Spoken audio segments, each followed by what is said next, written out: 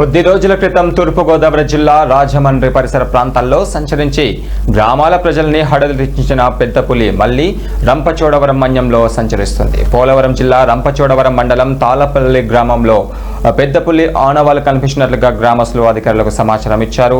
గత రాత్రి పశువుల పాకాల ఒక దూడపై దాడి చేసిన పెద్ద పులి దానిని హతమార్చింది. ఈ నెల తొలి వారంలో కుర్మాపురం సమీప గ్రామంలో సంచరించి అందరినీ హడలెత్తించింది ఈ పెద్ద పులి.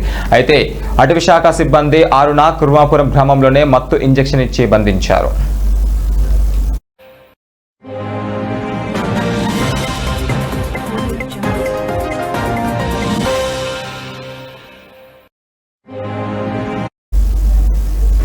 ఇక అక్కడ నుంచి పులిని రాజమండ్రికి తరలించి విశాఖ వన్యప్రాణుల సంరక్షణ కేంద్రంలో ఉంచారు.